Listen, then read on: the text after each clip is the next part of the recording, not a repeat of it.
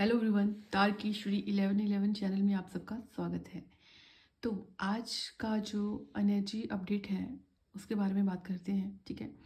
तो कार्ड मैंने पहले से ही शफल करके रख लिए थे और मैं आज आप लोगों की एनर्जी और साथ में आपके पार्टनर की एनर्जी शिफ्ट के बारे में भी बात करना चाहूँगी, ठीक है। सबसे पहले तो मुझे यहाँ पे जो एनर्जी दिखी है, बहुत सारे लोग जो हैं वो मैनिफेस्टेशन टेक्निक होती है राइटिंग, ठीक है। जैसे होता है ना कि लिख के कुछ चीज़ें मैनिफेस्ट करनी, या तो उन्होंने ऐसा सोचा है करने का या उनके माइंड में ऐसा आया है, ठीक है। तो आप लोगों को अगर ऐसा कुछ थॉट्स आ रहे हैं तो डेफिनेटली आपको करना चाहिए, ठीक है। एनर्जी शिफ्ट के बारे में अगर मैं बात करूँ नेक्स्ट, तो काफ़ी पैशनेट एनर्जी में थे आप। आपके दिन की शुरुआत जो हुई होगी वो काफ़ी पैशनेट एनर्जी के साथ हुई होगी, ठीक है। काफ़ी अच्छी एनर्जी थी आपकी। कुछ लोगों ने तो यहाँ पे डेफिनेटली कुछ मैनिफेस्ट भी किया लिख के, राइटिंग टेक्निक से, ठीक है। ये भी यहाँ पे दिख रहा है मुझे, जो कार्ड की एनर्जी मुझे बता रही है। अगर मैं आप लोगों के सामने इस कार्ड की एनर्जी को इंडिकेट करूँ, एस ऑफ वॉन्ड का कार्ड। एस ऑफ वॉन्ड का कार्ड न्यू बिगनिंग, ठीक है। नए थॉट्स, नए आइडिया को इम्प्लीमेंट करने को बोलता है, कुछ लिखने को बोलता है, ठीक है। कुछ क्रिएटिविटी है आपके अंदर तो उसको आपको लिखकर, जैसे आपने कोई डायरी ले ली, डायरी पे लिखना। अगर कुछ मैनिफेस्ट करते हो, ठीक है, तो लिख के मैनिफेस्ट करो, क्योंकि लिखने से क्या होता है, हमारा सबकॉन्शियस माइंड जब उसको पढ़ता है, उस एनर्जी को पढ़ता है बार बार, तो वो चीज़ें जल्दी मैनिफेस्ट होना शुरू होती हैं, ऐसा मेरा मानना है, ठीक है। और यहाँ पे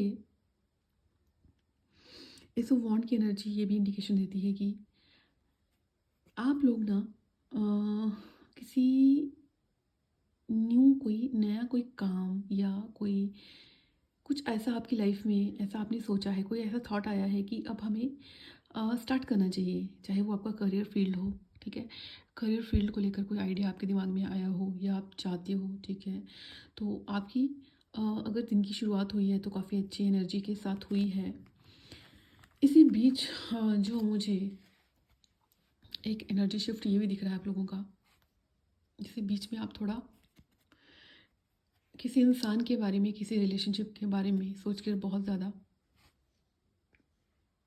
मतलब आप उस जहाँ पे आपने अपने इमोशन इन्वेस्ट किए थे, ठीक है, उस इंसान के बारे में सोचते रहे, ठीक है। या वो इंसान के थॉट्स आप तक आ रहे थे, आप उस इंसान के थॉट्स ले रहे थे, ठीक है। ये एनर्जी भी मुझे यहाँ पे फील होती है, ठीक है।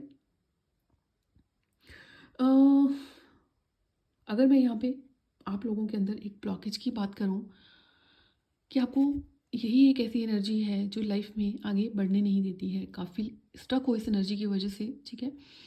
अगर मैं बात करूँ आपकी फेमिनाइन एनर्जी की, तो अभी भी लो वाइब्रेशन में है, ठीक है। तो आपको अपनी इस एनर्जी को तो हील करना पड़ेगा। अगर आपने रिलेशनशिप को लेकर बहुत सारे इमोशन इन्वेस्ट कर दिए थे और आपके लिए वो फर्स्ट प्रायोरिटी थी, तो भी आपको बोला जा रहा है। देखिए क्या होता है, कई बार जब आपके पार्टनर आपकी लाइफ से चले जाते हैं, ठीक है, आप डेफिनेटली आप फील करते हो कि आपने इस इंसान के ऊपर अपने बहुत इमोशन इन्वेस्ट कर दिए थे, ठीक है। आपने हर तरह से उस इंसान को वैल्यू किया, आपको जैसे होता है ना कि एक मदरली नेचर आपने पूरी शावर कर दी उस इंसान के ऊपर, ठीक है। तो आप उस इंसान के बारे में सोचते रहे कि पास्ट में ऐसा हुआ था, मेरे अप्रोच ऐसी थी उसके लिए, मेरे एक्शन उसके लिए ऐसे थे। ये भी आपकी एनर्जी बार बार बनती रही, ठीक है। थोड़ी बहुत ओवर थिंकिंग की एनर्जी भी थी यहाँ पे। कुछ चीज़ें जो आपको क्लियर नहीं हुई, आपको लगा कि एक क्लियर कम्युनिकेशन नहीं हुआ जो कि होना चाहिए था, आपको किसी ने क्लैरिटी नहीं दी, ठीक है। बिना क्लैरिटी दिए कोई आपकी लाइफ से चला गया, ठीक है।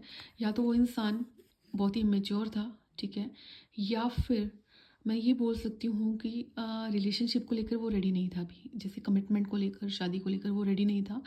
तो वो बिना बताए आपको उसने छोड़ दिया या आपकी लाइफ से चला गया, ठीक है। यहाँ पे कार्ड की एनर्जी ये भी बताती है, ठीक है। आप टावर मोमेंट तो आप फेस कर ही रहे हो। कुछ लोगों के लिए ये टावर मोमेंट जो आया, ठीक है, वो इस तरह से था, आप ना dark night of the soul वाले फेज में चले गए, ठीक है। आपका हेल्थ लॉस, आपको हेल्थ से रिलेटेड इशू भी हुए होंगे, आपको मेंटल जैसे सिकनेस हो सकती है, आप लोग बहुत ज़्यादा लो एनर्जी में रहना शुरू हुए होंगे, ठीक है। आपके ऊपर डार्क एनर्जीज़ का भी बहुत ज़्यादा वो अटैक हुए होंगे, जैसे हम बोलते हैं ना नेगेटिव एंटिटी के अटैक हुए होंगे, आपने फील किए होंगे वो सब चीज़ें। यहाँ पे इस रिलेशनशिप में डेफिनेटली कोई जैसे किसी की नज़र लगना, वैसा भी कुछ यहाँ पे रोल प्ले हुआ है, ठीक है। अगर मैं बात करूँ 10 ऑफ कप्स की एनर्जी, 10 ऑफ कप्स की एनर्जी यहाँ पे पास्ट, मुझे ये रिलेशनशिप जो लगता है पास्ट लाइफ का भी लगता है, ठीक है। और मे बी पास्ट लाइफ से ही आप लोग इस तरह का हार्ट ब्रेक लेके चल रहे हो, या उस इंसान का हार्ट ब्रेक हुआ है, ठीक है। यहाँ पे रिलेशनशिप में ब्लॉकेज कुछ लोगों के लिए उस पार्टनर की फैमिली भी हो सकती है, ठीक है। इसलिए उस इंसान ने आपको छोड़ दिया, उसने कोई आपको कोई क्लू नहीं दिया कि उसकी लाइफ में क्या चल रहा है। थोड़ा बहुत आपको पता भी चला होगा, लेकिन ज़्यादा आपको अभी तक पता नहीं है। ना जाने क्यों मुझे ये लगता है कि आप लोग अभी भी उस इंसान को लेकर अपने इमोशन कंप्लीशन में नहीं लेके आए हो। आप बार बार या तो मुड़ के उसी उसी फेज़ में चले जाते हो, या उसी इंसान के बारे में सोचते रहते हो। अगर मैं बात करूँ यहाँ पे पहले की एनर्जी की, पहले आप लोग में भी इतना लो एनर्जी में थे कि आपका रोना धोना जैसे होता है ना कि रो भी रहे हो, दुखी भी हो रहे हो, मिसिंग एनर्जी भी है, और अंदर से एक डर भी है कि वो इंसान नहीं आएगा तो क्या होगा, मेरा क्या होगा, मैंने इतने इमोशन इन्वेस्ट कर दिए।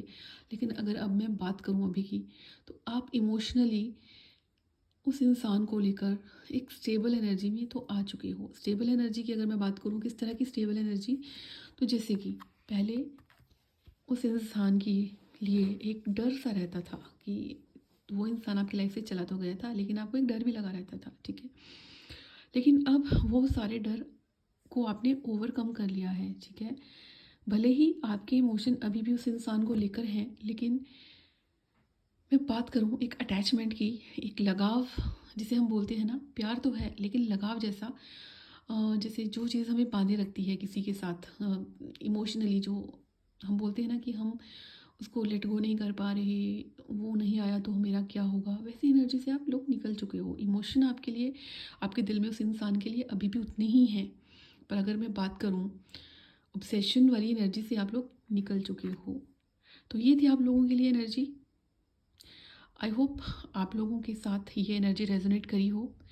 आप लोगों के अंदर जो ब्लॉकेज अभी भी ये एक जो मुझे दिखती है, वो ये है कि आप इमोशनली अभी भी काफ़ी ज़्यादा ओवर गिविंग नेचर में रहते हो। अगर लंबे टाइम तक इमोशनली किसी पे स्टक रह जाते हो, तो डेफिनेटली आप उस पर स्टक ही रह जाते हो। फिर उन इमोशंस को छोड़ पाना, या उस इंसान के साथ इमोशनली डिस्कनेक्ट हो पाना आपके लिए थोड़ा सा टफ टास्क हो जाता होगा। ये आप लोगों के अंदर एक ब्लॉकेज है, ठीक है। और गाइडेंस में ये भी है, अगर मैं गाइडेंस की बात करूँ, तो अगर आप इन इमोशंस को अगर सच में आप लिख कर एक्सप्रेस करते हो, लिखने के जो भी आपको फील होता है, जो भी आपको थॉट्स आते हैं, उसके लिए अगर आप कहीं पे लिखते हो, किसी पेपर में, किसी डायरी में, ठीक है, तो आप बहुत जल्दी उन इमोशंस को रिलीज़ भी कर दोगे। दूसरा, नाइट ऑफ सोर्ड की एनर्जी, ठीक है। जो आपके दिमाग में ये रहता है कि एक कम्युनिकेशन क्लियर नहीं हुआ, या उसने कोई क्लैरिटी नहीं दी, ठीक है। तो अगर आपको ऐसा कुछ लगता है, तो आप उस इंसान के साथ टेलीपैथी कर सकते हो, ठीक है। आपको टेलीपैथी के थ्रू उस इंसान के दिल के, या उस इंसान के साथ जो भी सिचुएशन थी, क्यों वो आपकी लाइफ से गया, क्यों उसने छोड़ा, टेलीपैथी के थ्रू डेफिनेटली वो इंसान आपके साथ कम्युनिकेट करेगा, और आपके जो भी डाउट्स होंगे वो क्लियर भी होंगे। होपफुली आप लोगों के साथ ये एनर्जी मैच की हो, आपको मेरी गाइडेंस समझ आई हो, आप मेरी गाइडेंस को फॉलो भी करोगे। अपना ध्यान रखिए। हर हर महादेव।